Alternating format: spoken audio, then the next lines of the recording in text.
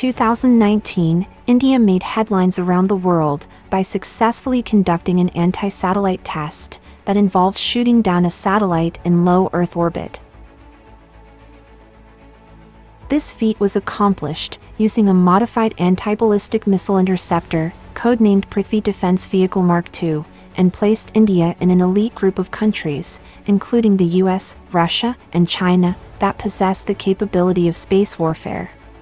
For decades, India's space activities had been focused on harnessing the infinite possibilities of space to fuel its economic development.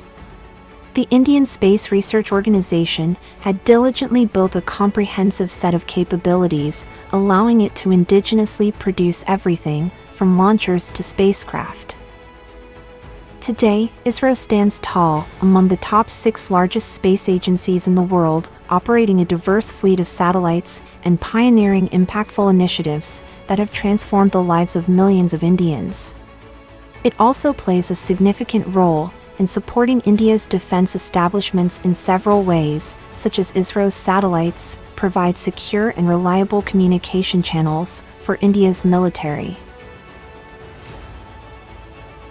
Satellites such as the Cartosat series and the RISAT series contribute to India's defense surveillance and reconnaissance capabilities.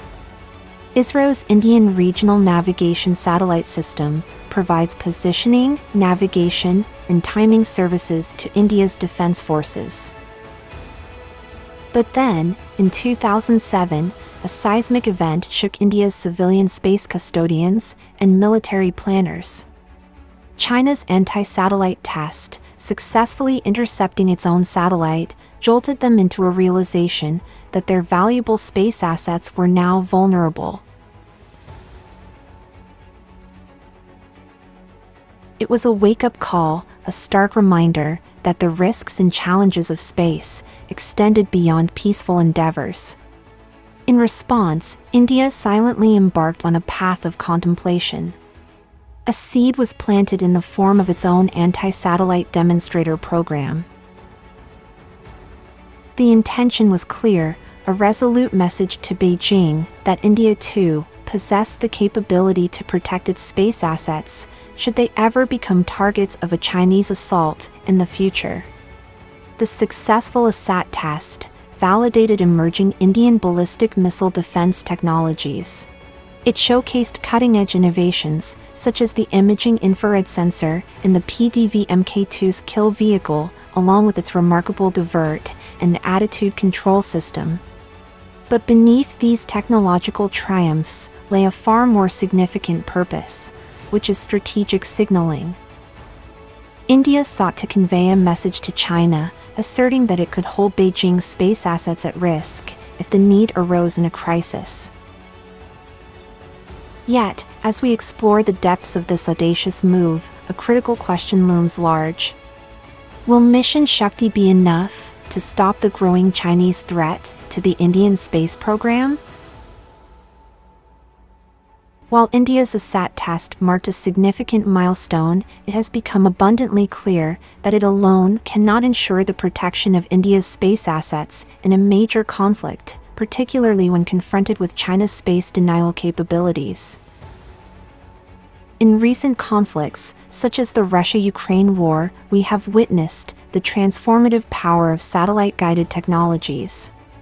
From drones and UAVs to fighter jets and missiles, modern warfare heavily relies on satellite communication. However, the vulnerability of these satellites to anti-satellite missiles poses a significant challenge. Imagine a scenario where crucial military hardware is rendered useless, and the military is left blind in the battlefield. Recognizing the need for a comprehensive and agile response, India has embarked on an ambitious program known as Project Veda. This visionary initiative encompasses a road mobile launch system and a defense satellite launch vehicle, providing India with a game-changing capability. Project Veda aims to enable the swift deployment of constellations of satellites with mission-specific roles in the low Earth orbit during times of conflict.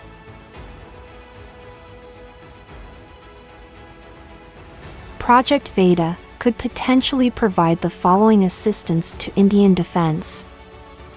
Firstly, in the event of a disruption to ISRO launch infrastructure caused by an adversary, Project Veda's dedicated defense satellite launch vehicle could step in to ensure India's defense satellite capabilities remain intact. It would enable India to maintain independent access to space, reducing its reliance on external launch providers. This independence is crucial to ensure the uninterrupted deployment and replenishment of defense satellites. Moreover, Project Veda empowers India with the ability to replace and deploy new satellites to replace those that have been destroyed or disabled. This not only restores essential capabilities, but also strengthens situational awareness. With the ability to launch defense satellites within a short time frame, India can restore critical space-based capabilities, ensuring the continuity of vital communication, surveillance, intelligence, and navigation systems required for effective defense operations. Through the deployment of a new constellation of satellites designed for intelligence gathering, reconnaissance, and early warning purposes, India can gain real-time information on enemy activities, military deployments, and potential threats.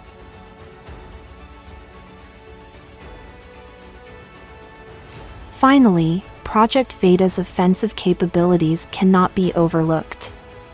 In a tit-for-tat scenario, the launch vehicle's capacity to deploy killer nanosatellites into precise orbits becomes a formidable tool.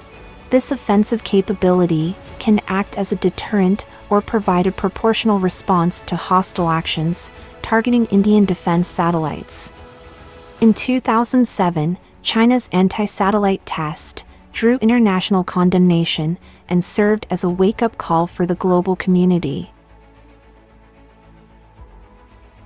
Since then, China has shifted its counter-space strategy, leaning towards non-destructive means of space denial and leveraging state-sponsored cyber attacks as a potent weapon. India, being a key regional player, finds itself at the receiving end of these cyber offensives, which aim to disrupt and deny critical data acquired through satellite communications.